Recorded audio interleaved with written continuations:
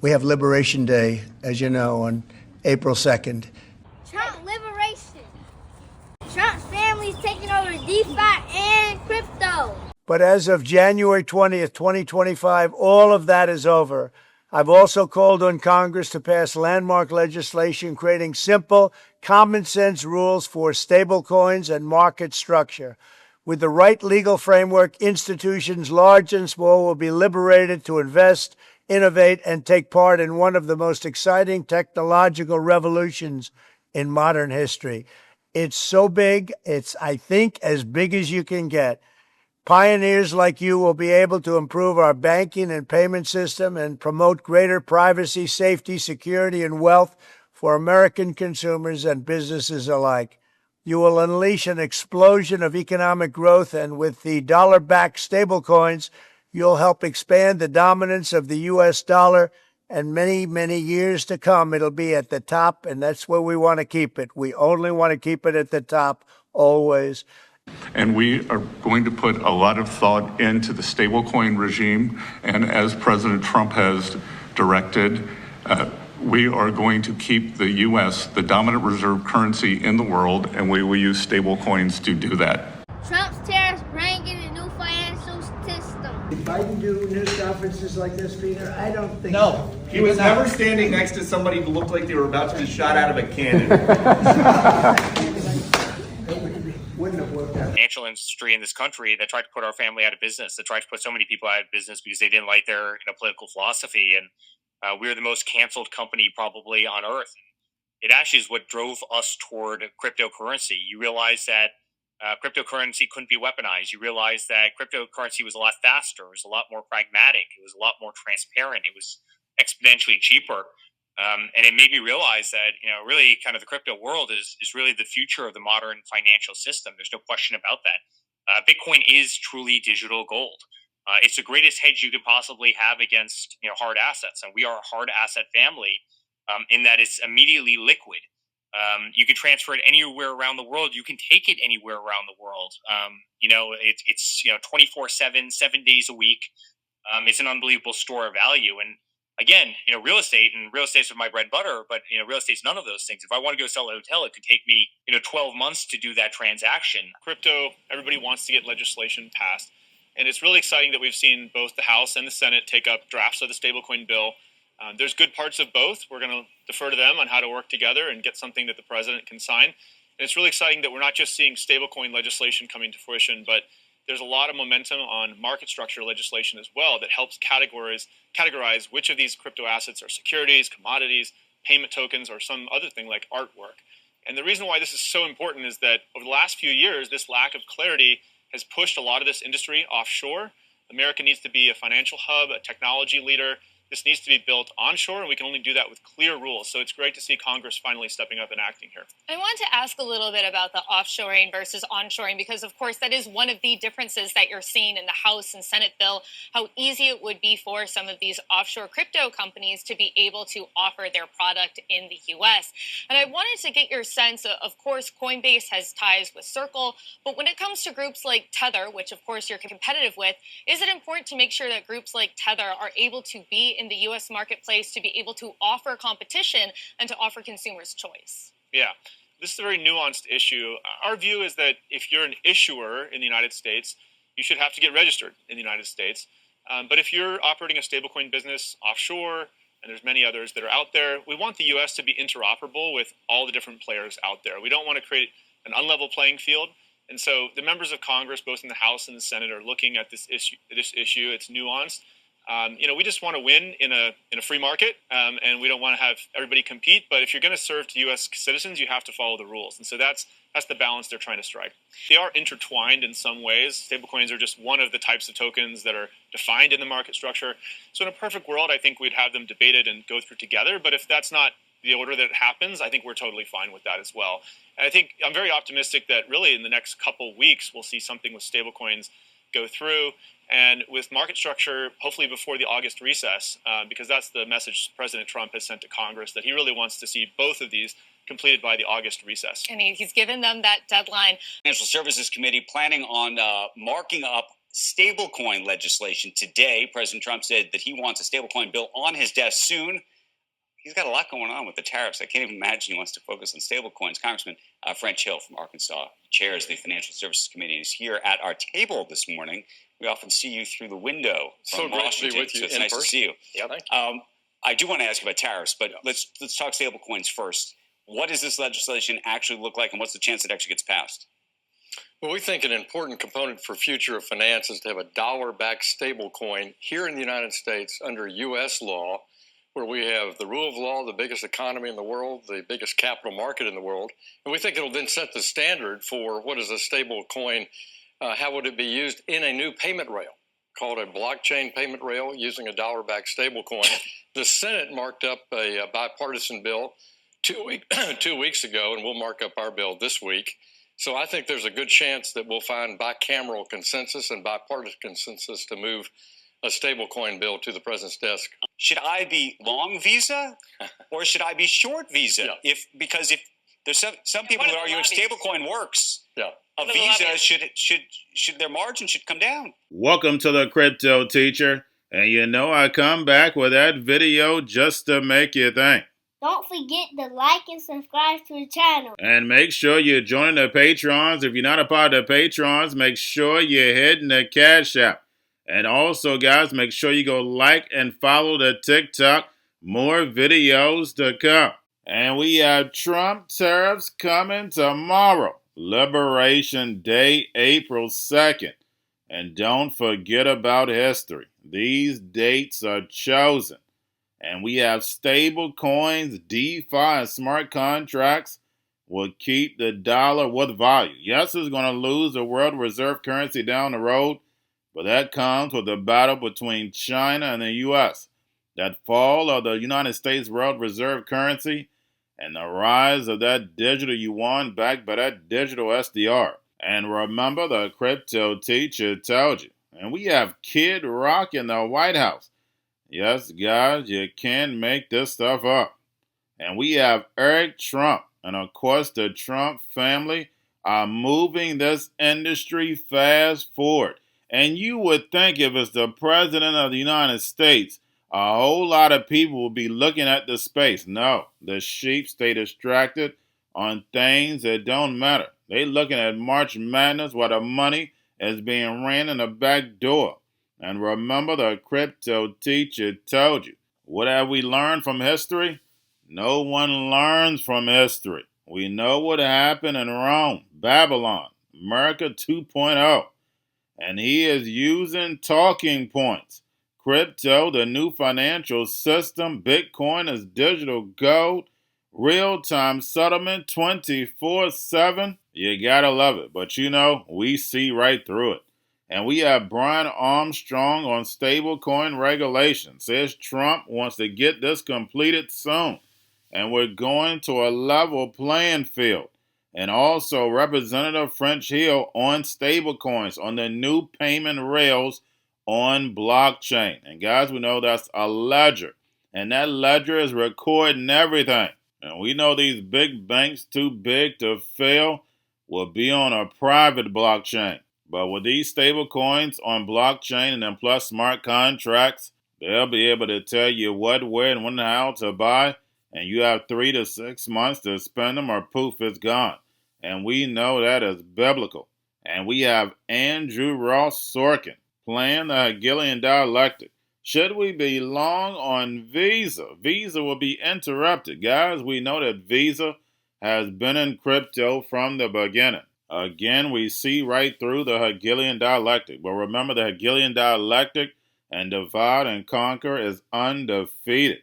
And we had Kramer drop some jewels on us. You know that is rare. But says the jobs that Trump are trying to create through tariffs, they were automated a long time ago. Not only were they automated a long time ago, but we know when it comes to wages, you don't want these jobs. They're going to work you to death for nothing.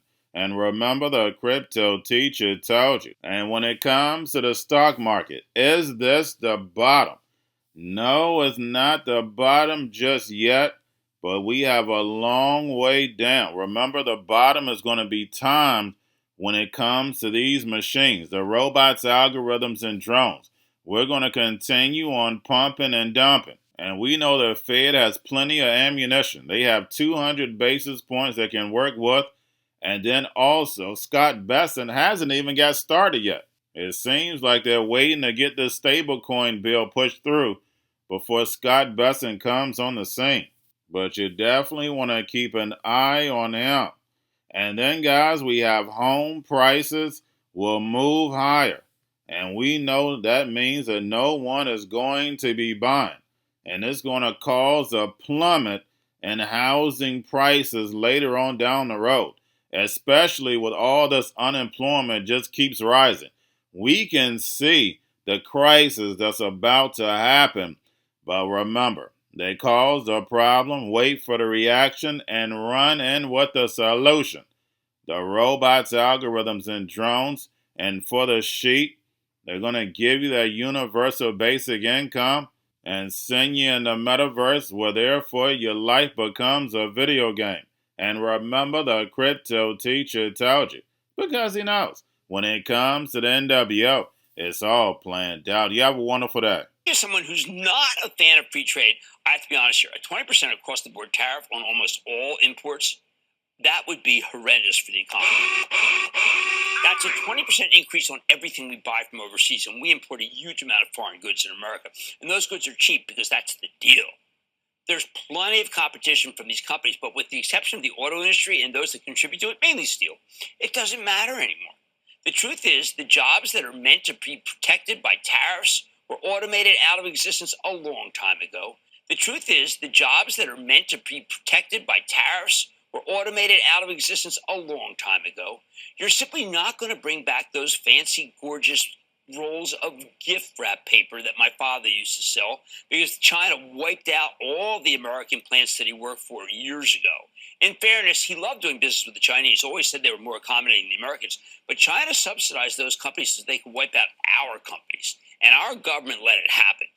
Our country has idle paper mills in so many of the small towns that President Trump worried about. It's painful to ask, what was in that big empty building, because it's invariably someone my father worked for. Now, Trump wants to reverse that, but we don't have the capacity to make this stuff anymore. And if you want to buy American to avoid the tariffs, you're going to have to pay through the nose to do it. Debate in the market. Is this a clearing event tomorrow or not?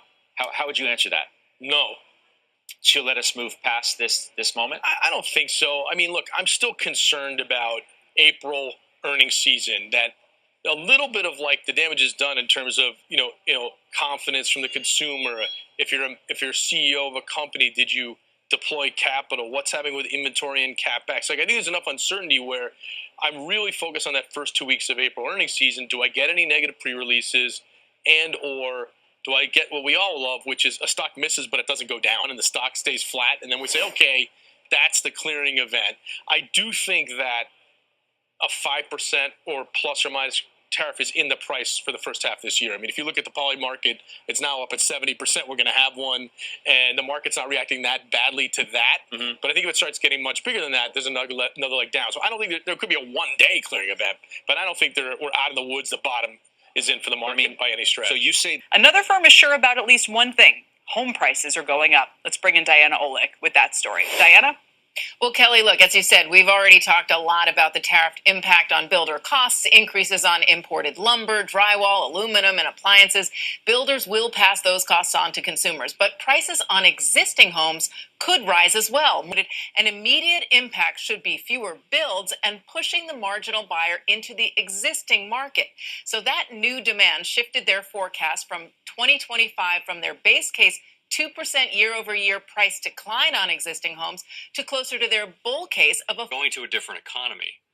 And we're going to be learning more about that as we go. But clearly, we're learning that things can be done from remote locations. We're learning that technology can replace people even more than we thought. We're not going back to the same economy. We're recovering, but to a different economy, and it'll be one that is more leverage to technology, and I worry that is going to make it even more difficult than it was for many workers. In Silicon Valley, and my friends who work in technology know that what we did to the manufacturing workers, we are now going to do to the retail workers, the call center workers, the fast food workers, the truck drivers, and then even bookkeepers, accountants, insurance agents, lawyers, and on through the economy. So what happened to the manufacturing workers is a very clear sign. And so we'll import Chinese-based CBDC technology. So it's going to be CBDC in a box provided to you by the People's Bank of China.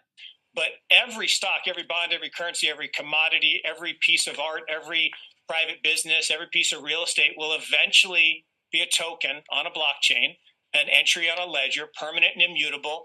We will have truth instead of trust, and we will save over $7 trillion a year. 6 to 8% of global GDP is wasted by the friction of the trust industry that's necessary when you have dual entry accounting. With triple entry accounting, which is what a blockchain is, we get rid of all of that friction. It's a beautiful future. Like what you see in China and their social credit scoring systems, right? If we get identity wrong, it could be a tool to enslave humanity. And if we get it right, it could be a tool to liberate humanity. And as an American, I'm obviously rooting for the one that's on the side of freedom. Bitcoin is an international asset. And also, I do believe the role of crypto is, it's digitizing gold. I actually believe this technology is going to be very important. Look at it. We have been part of a huge revolution in investing through ETFs. We believe that ETFs will be changing the whole way we invest. Many people still use it as a means, people are investing it for indexing. No, the majority of people who are putting money in in ETFs are active investors that are buying exposure. The entire bond market is being transformed as we talk right now. I believe the next generation for markets, the next generation for securities will be tokenization of securities. And if we could have that distributed ledger that we know every beneficial owner, every beneficial seller, we all have our code of who's buying, who's selling, instantaneous settlement. And think about it, it changes the whole ecosystem. Chinese bank ICBC has been hit by a ransomware attack, and the U.S. Treasury market, as a result of that, has been disrupted. This, according to the Financial Times. We're getting at more right now with Bloomberg's Shonali Bassick. Shonali, what do we know? Listen, we have the Financial Times now reporting that ICBC, one of China's largest banks here, was hit with a ransomware attack. And remember, they're a very significant intermediary in the Treasury market. The SIFMA has told its members that this has been part of the reason here that the system is kind of clogged up, if you will, during that auction that we saw a little bit before. The attack had prevented ICBC, according to the Financial Times, from settling Treasury trades on behalf of other market participants. A large executive at a major bank also telling the paper that such a large party on the fixed income clearing corp creates major concerns, potentially impacting the liquidity of Treasury markets. Now, it was not just a poor auction. It was absolutely lousy, and when the dealers have to step in to save a treasury auction, that's a rare occurrence. Cryptoteacher and the New World Order book, plus the 3 kids books. It's time to re-educate. Also, new to cryptos, Coinbase, Bitrue, Binance. Do not forget book links and crypto links are in the description. The stock channel, guys. Don't forget to go like, subscribe, spread everywhere. You have your Kobo, your chip stocks, your banking, your gaming. While everybody's sitting at home, get on stocks, the Seaver, the biotech stocks. And while everybody's at home wishing, they were still getting that free money. What are they doing? Drinking and smoking weed. Don't forget about those stocks, and you have a wonderful day. The most powerful person in the world is the storyteller. The storyteller sets the vision, values, and agenda of an entire generation to come.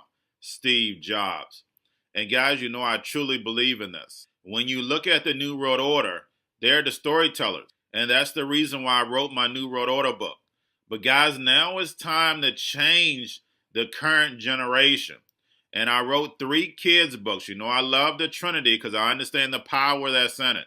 So I have 3 books. We have an opportunity to change the generation, to educate, not just me, but I want to show you that I take action on a daily basis. And I want you to take action on a daily basis. Whether it's your job, whether it's in your community, we have an opportunity right now to educate the masses. I posted this on my Twitter account. Please share, but this is a short clip of the 3 books. There's going to be a clothing line and action figures. Please get these books for your kids, nephews, cousins, friends, so therefore we can start the re-education now. Because as we see, the 4th Industrial Revolution foundation is definitely here. Robots, algorithms, drones, taking humanity out the picture. We have to re-educate. But let's get into the video. Part 1. King Joshua and Grandma Tam save the village. Part 2. King Joshua and Grandma Tam save New York from COVID-33. Part 3. King Joshua and Grandma Tam goes to China. It's mandatory to get part 1, part 2, and part 3 of this series. It's time to re-educate Generation Z.